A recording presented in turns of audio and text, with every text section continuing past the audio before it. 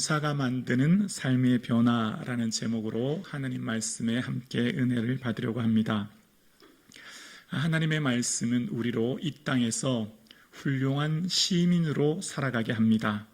이 시대의 질서와 가치를 따르며 주어진 삶의 자리를 세우는 훌륭한 시민으로 각자 삶의 자리를 하나님께 예배하듯 살아가게 하지요. 그래서 이 시대의 가치를 무시하지 않고 이 시대 사람들과 함께하며 좋은 시민으로 살아갑니다.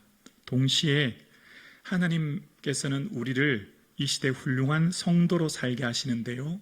성도는 바로 이 시대의 가치와 흐름을 뛰어넘는 초월적 가치를 품고 이 세상을 살게 하시거든요. 그래서 우리는 하나님 나라 시민답게 또한 오늘을 살게 하시는 겁니다. 그래서 시대의 가치를 뛰어넘는 더 높은 하나님 나라의 가치를 품고 오늘 우리가 이곳에서 살아갑니다. 그러면 성경이 말하는 초월적 가치는 무엇일까요? 하나님 말씀은 단순히 오늘 나의 삶에 위로와 소망과 평안뿐만 아니라 내 존재 자체가 어떤 사람인가를 깨닫게 하고요.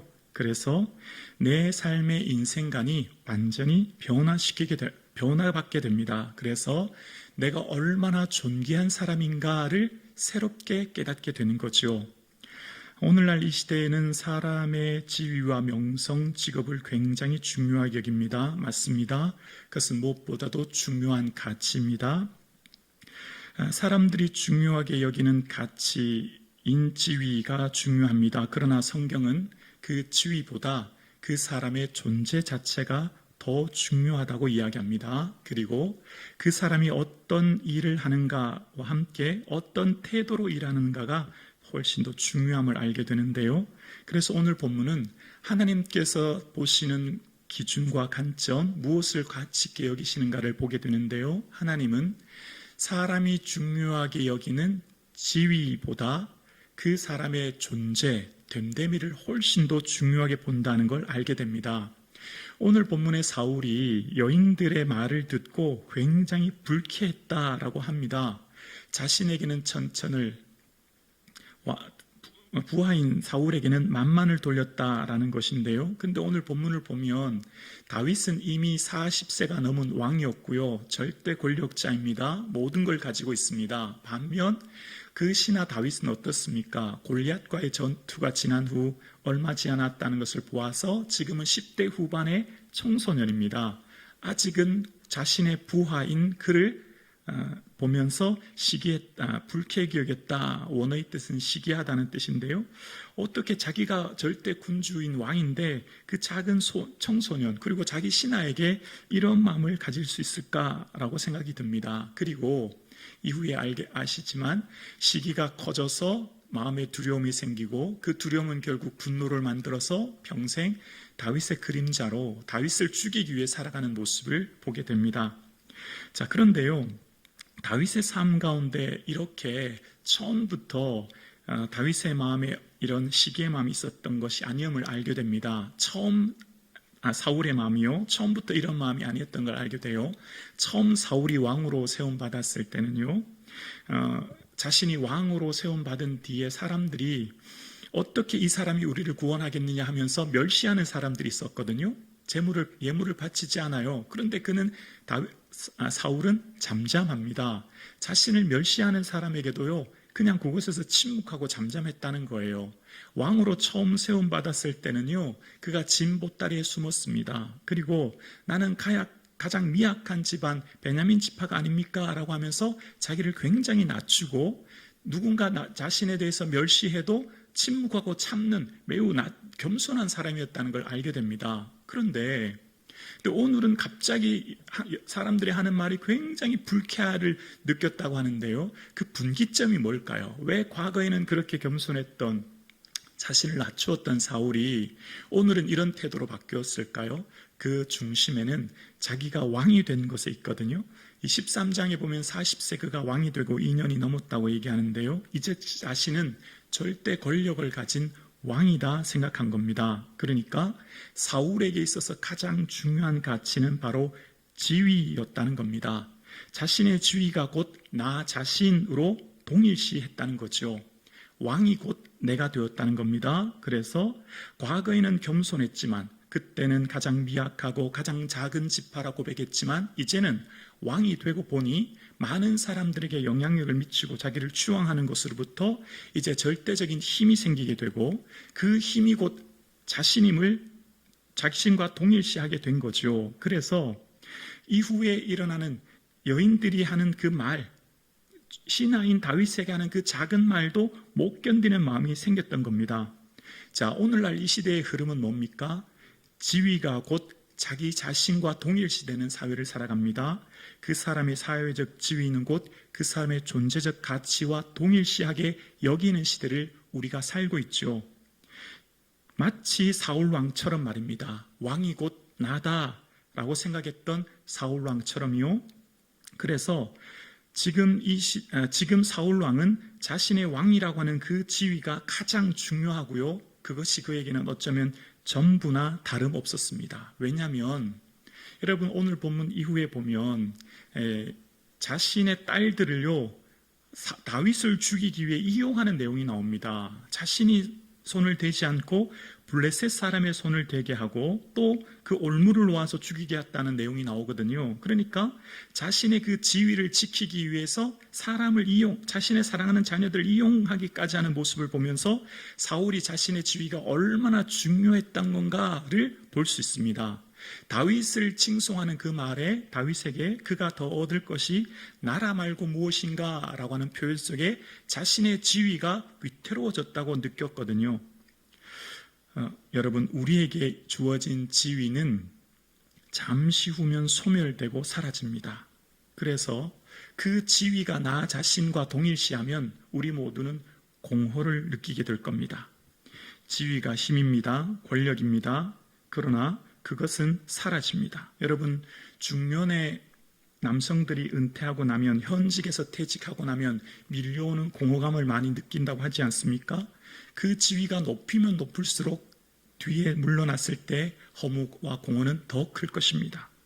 여러분, 우리가 살아가는 이 시대의 지위는 자기 자신이 아니라 자신에게 주어진 사회적 위치와 지위는 사명입니다. 하나님이 잠시 맡겨주신 것이고 그것을 통해서 하나님은 사람을 살리도록 이 시대와 민족 가운데 하나님 나라를 확장하도록 맡기신 사명입니다. 그래서 우리에게 맡겨진 사회적 지위, 명성 혹은 더 좁게 얘기하면 직업, 교회로 말하면 직분은 다 기한이 있어요. 언젠간 소멸될 것입니다. 그것은 나 자신이 아닙니다. 그것은 우리에게 주어진 잠깐의 사명입니다. 그것을 통하여서 하나님이 어떤 분인가를 보여주는 도구가 되는 것이죠.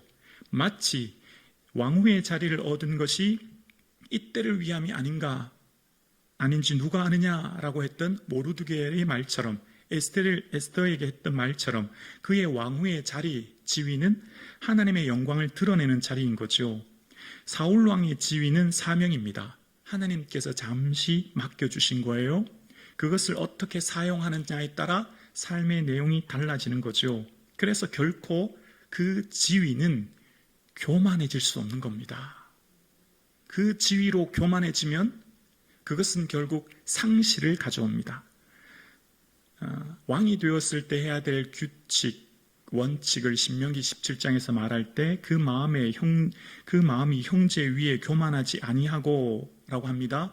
그 마음이 교만하지 아니하면 내 왕위의 날이 장구하리라, 오래 갈 것이라는 겁니다. 결코 왕으로서 교만하지 말라는 거예요. 그 지위는 그 존재 자체가 아니라는 겁니다. 잠시 맡겨준 사명 그 자체라는 거죠.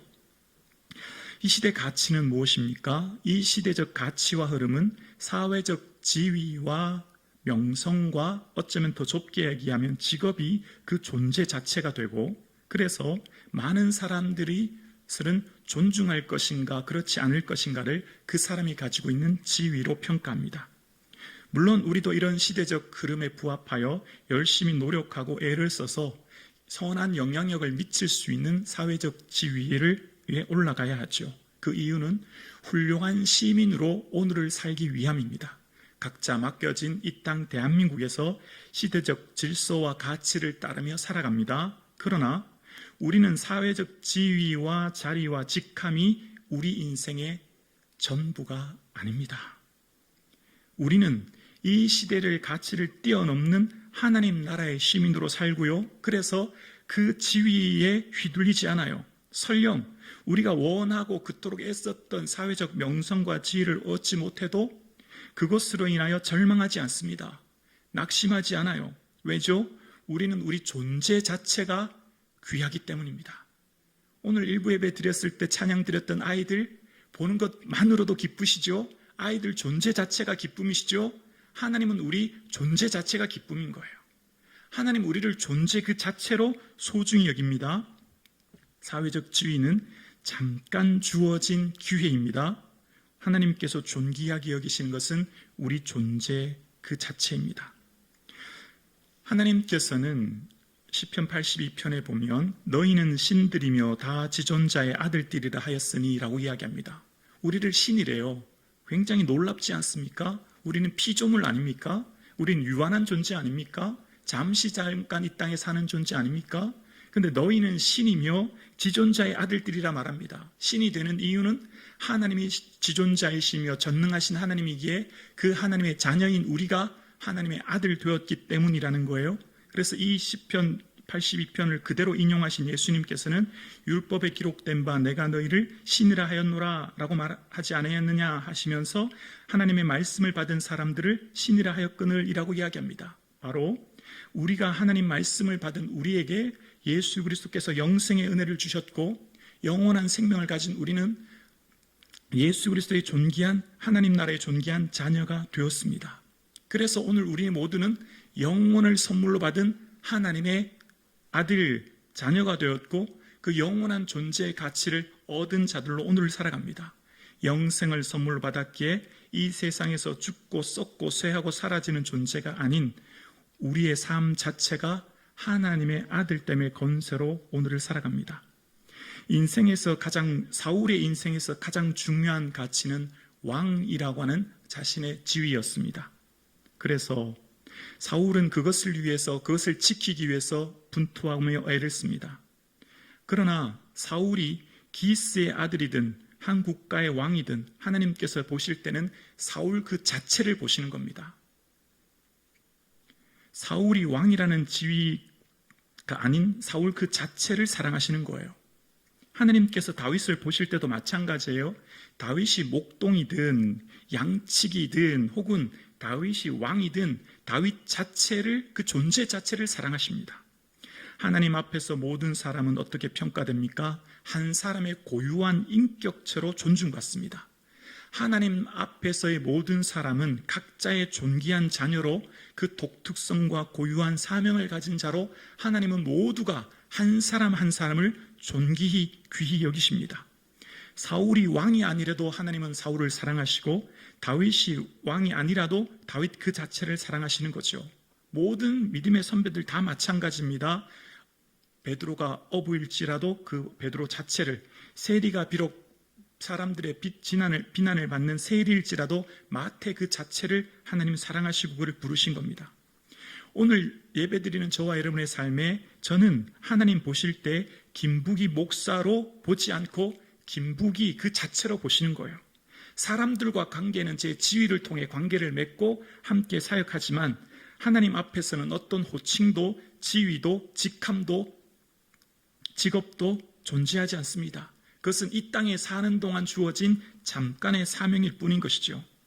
그래서 우리가 하나님 앞에 설 때, 우리가 하나님 앞에 서는 나의 삶은 내 존재 자체, 그 자체로 하나님께 서게 되고 하나님 나 자신을 보시는 겁니다.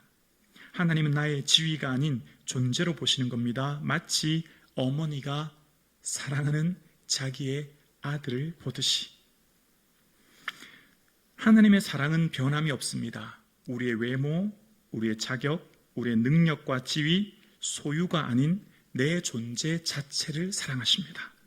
하나님은 사람이 가진 지위와 소유를 상실해도 하나님은 그를 여전히 사랑하십니다. 그가 어떠한 형편에 처했든지 혹 실수하고 넘어져도 그가 가진 것을 다 잃어버릴지언정 하나님은 그 자체를 사랑하시는 거예요. 그래서 찬송가 145장 말씀처럼 허물 많은 베드로를 용서하시고 의심 많은 도마에게 확신 주시고 사랑하는 그의 제자 가슴에 안고 부드러운 사랑으로 품어주셨네 고백하는 겁니다. 그래서 하나님께서는 우리를 끝까지 끊임없이 영원토록 우리를 사랑하십니다. 하나님은 우리를 사랑하시되 끝까지 저 영원한 하나님 나라 천국에 이르기까지 우리를 결코 포기하지 않으십니다. 한 사람 한 사람을 존귀한 하나님의 자녀로 붙드시고 사랑하셔서 인도하시는 거예요. 그런데 오늘 본문의 사울 왕은 18장 9절에 보면 다윗을 주목했다고 하는데요. 이 주목이라는 히브리어는 아인, 눈이란 의미가 갖고 있습니다. 눈으로 그냥 그를 보았다는 것인데 조금 더 깊이 보면 시기의 눈으로 보았다는 것이죠. 이것은 곧 일반적인 사람들의 눈이었습니다. 이전에 기억나시죠? 다윗을 선택할 때 내가 보는 것은 사람과 같지 않다라고 하면서 하나님께서는 사람과 같지 않은, 사람은 뭘 보죠? 외모요. 원어의 뜻이 뭐라고요? 두 눈으로 본다는 겁니다. 사람들은 보여지는 것만 봅니다. 외모, 외형, 자격, 조건만을 봅니다. 그러나 하나님은 중심으로 봅니다. 마음으로 봅니다. 그 사람의 내면, 그 사람의 존재 자체를 보시는 거예요. 그러니까 어쩌면 이런 의미일 거예요. 사람들은 두 눈으로 봅니다. 부장님은 부하 직원을 업무 역량으로 평가하십니다. 그러나 하나님은 우리를 마음으로 봅니다. 어머니는 자녀를 그 존재 자체로 보시는 거죠. 하나님께서는 우리 존재 자체를 귀히 여기시는 거예요. 하나님은 나 자체가 존귀한 자입니다. 그래서 우리는 이 시야를 가지고 나와 타인을 바라보아야 합니다. 여기에서 사람을 존중하게 여기고 귀히 여기게 되는 것이죠. 다윗의 마음에, 하나님 마음에 합했던 것, 어쩌면 다윗의 시선과 하나님의 시선이 일치했다는 것을 알게 되는데요. 다윗이 이후에 사울의 사위가 된다고 얘기하면서 다윗을 불렀을 때 18장 18절에 보면 내가 누구이며 라고 이야기합니다. 다윗이 사울에게 이르되 내가 누구며, 존재 자체에 대한 질문이에요. 지위가 아닙니다. 하나님 앞에서, 그리고 사울왕 앞에서 내 존재 자체가 어떤 자인가 질문하는 거예요. 그래서 다윗은 자신의 존재를 어떻게 평가하는가? 사무엘상 18장 23절에 보면 나는 가난하고 천한 사람이다 라고 고백합니다. 여기서 가난이라고 하는 것은 부족, 결핍이라는 단어가 있어요. 나는 부족한 사람입니다. 나는 결핍투성입니다. 나는 즉 아무것도 아닙니다. 나는 하나님 앞에 아무것도 아닌 존재입니다 라고 고백해요. 이것이 다윗의 고백이었고요. 그러니까 자기 자신을 제로 베이스에서 출발하는 겁니다. 아무것도 없는 존재라고 고백하는 거예요. 그래서 다윗의 삶의 변화를 보면 다윗은 이후에 사무엘하 5장에 모든 지파의 추대를 받아서 왕이 됩니다. 그러면 다윗 역시 사울 왕처럼 마음이 변할까요? 다윗의 마음의 관심의 집중이 지위에 있었다면 아마 다윗도 역시 사울처럼 그 지위를 지키기 위해 굉장한 노력을 했을 것입니다. 예를 들면 다윗은 사울이 자신을 죽이려고 왔을 때 두 번의 그를 죽일 기회가 있었지만 복수하지 않습니다. 왕이 된 이후에도 수많은 사람들의 반역, 아들과 신하들의 반역이 있었지만 무력으로 응징하여 제압하여 그의 왕위를 지키려고 하지 않습니다. 그냥 도망갈 뿐이에요. 왕궁을 더 많이 짓지도 않아요. 군사력을 더 확충하기 위해 마병성, 국고성도 짓지 않습니다. 외교력을 확장하기 위해 정략결혼도 하지 않습니다. 내 존재 자체를 하나님 보시기에 그 자신의 어쩌면 사울왕은 여인들의 단순한 말에 불쾌를 느꼈지만 다윗은 자신을 향해 반란을 일으킨 사람까지도 힘으로 제압하지 않고 기다립니다. 자신의 왕위를 잃어버려 왕궁을 맨발로 도피할 수밖에 없었지만 자신의 지위를 잃었지만 그것을 빼앗으려고 시도하지 않아요. 압살롬, 세바, 아도니아의 군사적 반란 앞에 그는 그냥 그 성을 순순히 내어줍니다. 자신의 존재는 지위가 아닌 나 자신임을 알기 때문이죠. 만약 다윗이 자신의 지위가, 즉 왕이 자신의 존재였다고 했다면 그는 분노로 그 반역을 일으킨 사람들 아마 3족을 멸하고 다시는 일이 일어나지 않도록 무자비하게 진압했을 겁니다. 그만큼 힘이 있었거든요. 그러나 다윗이 주목하는 것은 자신의 왕이라고 하는 자리가 아니었습니다. 하나님께서 소중히 보시는 것은 그 존재 자체라는 것을 알았지요. 그래서 다윗은 언제나 그의 삶에 내가 누구인가를 생각합니다. 그래서 사무엘하 7장 이후에 보면 제가 하나님 향해 성전을 지어드릴게요 라고 했더니 걱정하지 마, 내가 내 왕위를 영원히 경고해 해줄 거야 라고 했더니 다윗이 똑같은 고백을 하는데요, 다윗이 왕이 된 후에 똑같이 사무엘하 7장 18절에 보면 주 여호와여 나는 누구오며 내 집은 무엇이기에 여기까지 이르게 하셨나이까 고백합니다. 내 존재가 누구이기에 라고 하는 존재에 대한 질문으로 시작해서 내가 얻은 이 지위, 내가 누구에게 이런 귀한 지위를 맡겨주셨습니까? 고백하는 거죠. 그러니까 자기 자신은 지위가 아니는 존재였고 그 존재 자체에게 주신 지위가 감사함으로 고백하는 거예요. 다윗은 언제나 왕이 되기 전에도 왕이 된 후에도 늘 하는 질문은 내가 누구이기에 라는 겁니다. 나는 어떤 존재인가? 하나님 앞에 나는 어떤 존재인가? 사람 앞에서 나는 어떤 존재인가? 고백하는 겁니다. 이게 바로 다윗의 주목하는 시선이었고, 하나님도 사람을 보실 때 외모가 아닌 중심, 그 존재, 그 내면을 보시는 것과 어쩌면 일치하는 것이죠. 다윗이 왕된 후에 그는 나는 누구입니까? 고백하면서 나는 원래 목동 아닙니까? 나는 원래 천한 사람 아닙니까?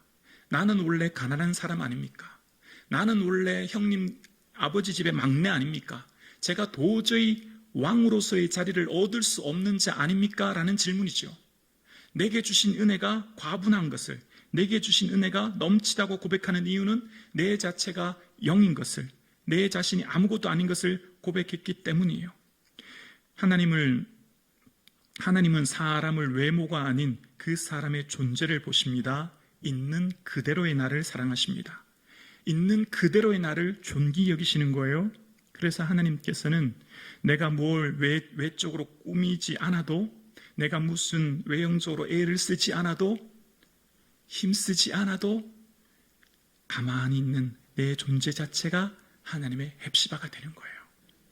그래서 우리는 애쓰고 분투하지 않아도 주님께서 나를 사랑하시는 것을 알기에 시대적 가치에 매몰되지 않아서 경쟁하고 분투하며 애쓰며, 그래서 그것을 이루지 못해 낙심하며 절망하는 이 시대적 가치 흐름 앞에 우리는 하나님 나라의 시민의 가치를 품고 오늘을 살아갑니다. 그래서 오늘 제목은요, 감사가 만드는 삶의 변화입니다. 이제 본격적으로 설교가 시작되는 거예요. 그러면 우리가 어떻게 감사할 것인가 라는 겁니다. 감사하라고 하면 우리는 이렇게 생각해요. 감사할 거리가 없어요. 아무리 생각해봐도 하나님 별로 감사할 거리가 없어요. 어쩌면 불평할 게 더 많아요 라고 하는 게 우리의 솔직한 고백 아니겠습니까? 그런데 그 감사의 시작을, 출발점을 감사의 거리, 즉 조건과 외형으로 시작하지 하는 것이 아니라 내가 누구인가로 시작해야 됩니다. 내가 원래 어떤 존재인가. 그래서 다윗의 삶 가운데서는요, 그의 삶의 어떤 형편에서든지 감사하고 찬양했어요. 참 신기한 것은 시편을 보면 다윗은 신하들 앞에서 목숨을 구걸하는, 자존심이 땅에 떨어진 그런 시편 34편 앞에서도 하나님을 찬송해요. 또한 다윗은 자신 때문에 억울하게 죽어야 했던 아히멜렉 제사장 85명과 심지어 젖먹이까지 죽어야 했던 그 자괴감, 나 때문에 제사장 집안이 죽어야 했다, 그래서 내 탓이요 라고 얘기하지 않습니까? 그런 그 자괴감 앞에서도 시편 52편에 보면 주님을 찬양하고 감사합니다. 뿐만 아니라 자신이 향해 배신했던 사람들, 사울왕을 비롯해서 10사람들 2번이나 그를 배신했지요. 어떻게 나에게 이렇게 2번이나 나를 배신할 수 있을까라고 하는 시편 54편에서도 다윗은 여전히 하나님을 향해 감사하고 찬양합니다. 이 광야의 시간, 이 고난의 시간이 언제 끝날지 모르는 그 광야의 시간, 다윗이 사울을 피하여 굴에 있을 때 시편 57편에서도 여전히 주께 감사합니다. 자존감이 땅에 떨어지고 자괴감이 나를 고통스럽게 하고 배신감으로 하루하루가 힘들고 이 고난이 언제 끝날지 모르는 삶 가운데서도 여전히 감사하고 찬양해요. 이것이 어떻게 가능할까요? 불평거리인데, 원망거리인데, 그렇지 않습니까? 어쩌면 내가 당장 응징하지 못하고 복수하지 못하는 것 때문에 한맺히는데 어떻게 그럴 수 있을까요? 하나님은 나의 지위, 자리, 명성을 잃어버려도 여전히 하나님 나를 사랑하신다. 사람들은 나를 배신하고 떠나도 믿던 사람들에게 뒤통수를 맞아서 고통스럽지만 그러나 하나님은 여전히 내 존재 자체를 사랑하신다. 하나님은 여전히 나와 함께 하신다. 임마누엘, 하나님은 나를 떠나지 않으신다. 하나님께서 언제나 나와 함께 하시기에 반드시 나의 지금 이 고난의 시간 위에 은혜를 베풀어 주실 것이다 라고 하는 분명한 믿음. 아멘이 되십니까? 어쩌면 우리의 삶에 감사거리보다는 불평거리가 더 많아요. 그렇지 않습니까? 그런데 다윗의 삶에 나는 원래 목동입니다. 나는 원래 가난하고 천한 사람입니다 라고 고백해요. 그래서 여러분 시편을 읽어보십시오. 나는 가난하고 궁핍하오니 혹은 나는 가난하고 슬프오니 라고 하는 표현을 가장 많이 한 사람이 다윗입니다. 다윗이 그런 표현을 가장 많이 해요. 그러면서 뭐라고 하냐면 나는 가난하고 궁핍하오니 주께서 나를 생각하시오니 주는 나의 도움이시오 나를 건지시는 이신이다. 그래서 하나님 도와주세요라는 겁니다. 부유한 사람은 선택지가 많지만 가난한 사람은 절박합니다. 물러설 곳이 없어요. 하나님 밖에 없거든요. 그래서 전적으로 절박하게 하나님만 붙들어야 됩니다. 그러니까 지금 자신은 가난, 즉 부족하여 결핍하여 소유가 없는 아무것도 없는 자이기 때문에 하나님만 의지합니다. 하나님만 바라봅니다. 아무것도 없고 아무 사람도 없는 이 현실의 자리에서 오직 하나님만 의지합니다. 이것이 다윗의 고백이 되었고 이것이 다윗의 힘이 되었고 이것이 다윗의 능력이 된 거예요. 다윗 자신은 처음부터 아무것도 없는 사람이었기에 그러니 무엇을 상실해도 상관없어요. 원래 자기 자신으로 어쩌면 자리로 돌아간 것이거든요. 원래 가난한 사람이다. 그렇기에 부유하지 않아도 괜찮고 나는 원래 목동이기에 왕이 되지 않아도 괜찮고 나는 원래 결핍투성이의 인생이기에 지위가 없어도 괜찮은 이유는 하나님께서 모든 것을 결국 맡겨주신 자리이기 때문이에요. 여러분 감사의 출발점이 어디일까요? 나는 하나님 앞에 아무것도 아닌 존재. 나는 하나님 앞에 설 수 없는 죄인. 그런데 나는 예수 그리스도의 그 십자가 보혈로 구원 얻은 자. 그래서 내 삶에 아주 작고 사소한 것에서도 감사할 수밖에 없는 이유는 당연한 것이 아니라 다 하나님의 은혜라 고백할 수 있는 이유는 나를 낮추고 비울 수밖에 없는 이유는 내 존재가 어떠한 자임을 나 스스로는 너무 잘 알기 때문입니다. 나는 결코 하나님 앞에 설 수 없는 자임을 알기에 내 삶의 모든 것은 전적으로 하나님께서 주신 은혜임을 알기에 내 생명, 내 재산, 내 자녀, 내 모든 것이 다 전적인 하나님의 은혜로 주신 사명이요 하나님 주신 지위임을 알기 때문입니다.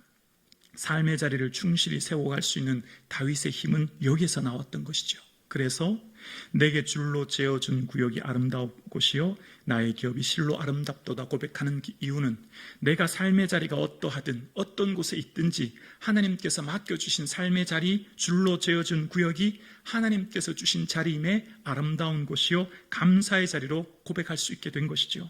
그래서 그의 삶에 내 지위가 내 존재가 아닌 하나님이 나의 힘인 것을 고백하기에 젖된 아이가 어미 품에 있음 같이 내 영혼이 실로 젖된 아이와 같도다 고백하며 나는 하나님 없이는 존재할 수 없는 자입니다. 하나님만이 나의 힘이십니다.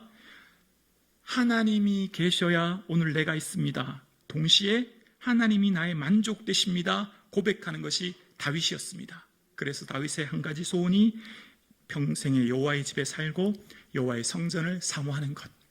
하나님 계신 성전, 즉 하나님을 사랑하는 것, 그것이 소원이 되었던 것이죠.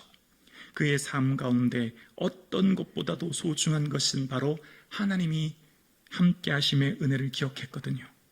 내 자신을 어떻게 정의하느냐가 신앙 성숙의 첫 번째 단추가 되는 겁니다. 나는 무익한 종입니다. 나의 나 된 것은 오직 하나님의 은혜입니다 라고 고백하는 그 첫 순간이 바로 당연한 것이 없고 다 하나님의 은혜를 고백할 수 있는, 그래서 숨 쉬는 순간이 감사가 되기를. 아멘이십니까? 하루를 눈을 뜨는 그 순간이 감사가 되기를, 그리고 눈을 감는 그 마지막 저녁 시간이 감사가 되기를, 내 모든 순간이 하나님의 은혜이기에 나의 삶은 하나님의 존귀한 자녀가 되었기에 그 존귀한 자녀됨의 권세는 어떤 것으로도 빼앗길 수 없음을, 사라지지 않음을 믿기에 그 영광스러운 하나님 나라 바라보시며 나는 하나님의 왕같은 제사장을 기억하는 한 주간 되기를 주님의 이름으로 축원합니다.